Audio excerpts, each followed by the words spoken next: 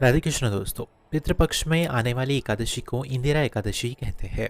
इस व्रत के प्रभाव से पितरों को यमलोक की परेशानी नहीं झेलनी पड़ती है, उन्हें मोक्ष की प्राप्ति होती है। इस साल 10 अक्टूबर 2023 को इंदिरा एकादशी मनाई जाएगी। पितृपक्ष की इंदिरा एकादशी बहुत ही महत्वपूर्ण मानी जाती है। मान्यता है कि इंदिरा एकादशी के प्रताप से पितरों को यमलोक में यातनाएं नहीं सहनी पड़ती, उन्हें मोक्ष की प्राप्ति होती है। इस दिन व्रत रखकर एकादशी का श्राद्ध और श्री हरि की पूजा कथा करने से 7 पीढ़ियों के पितर पाप मुक्त हो जाते हैं। नरक में गए हुए पितरों का उद्धार हो जाता है।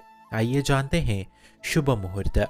अश्विन कृष्ण पक्ष के एकादशी तिथि शुरू होगी 9 अक्टूबर 2023 दोपहर 12:35 से। समापन होगा 10 अक्टूबर 2023 को दोपहर 3:08 तक।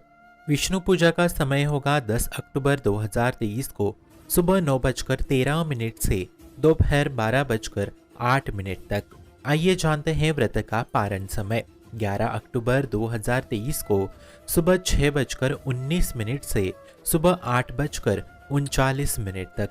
आइए जानते हैं इंदिरा एकादशी का महत्व।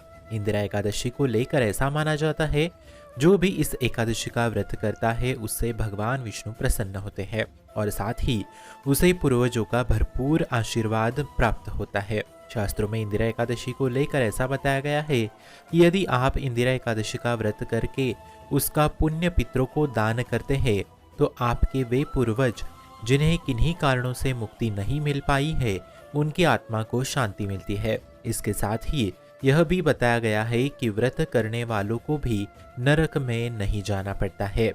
ये जानते हैं पूजा विधि। इंदिरा एकादशी के दिन सुबह जल्दी उठकर स्नान आदि पश्चात स्वच्छ वस्त्र धारण किए जाते हैं। इसके बाद भगवान विष्णु का ध्यान करके व्रत का संकल्प लिया जाता है। भक्त पूजा करने के लिए घर के मंदिर में श्री हरि की प्रतिमा और मंदिर में गंगा जल का छिड़काव करते हैं।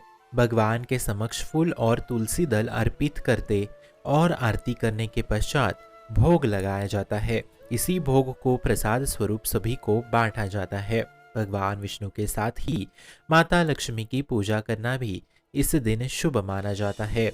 अंत में व्रत कथा पढ़ी या सुनी जाती है और पारण किया जाता है। आइए जानते हैं इंदिरा एकादशी की व्रत कथा। सतयुग में महिष्मती नाम की नगरी में इंद्रसेन नाम का एक प्रतापी राजा राज्य करता था। वह पुत्र पौत्र धन्य धान्य आदि से पूर्ण था। उसके शत्रु सदैव उससे भयभीत रहते थे। एक दिन नारद मुनि राजा इंद्रसेन के मृत पिता का संदेश लेकर उनकी सभा में पहुंचे।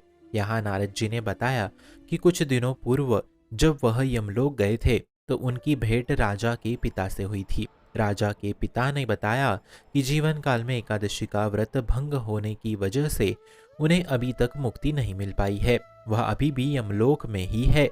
राजा इंद्रसेन पिता की इस स्थिति को सुनकर बहुत दुखी हुए। उसने नारद जी से पिता को मुक्ति दिलाने का उपाय जाना। नारद जी ने राजा से कहा कि अगर वह अश्विन माह की इंदिरा एकादशी का व्रत करेंगे तो पिता तमाम दोषों से मुक्त होकर वैकुंठ लोक में जाएंगे, उन्हें स्वर्ग की प्राप्ति होगी।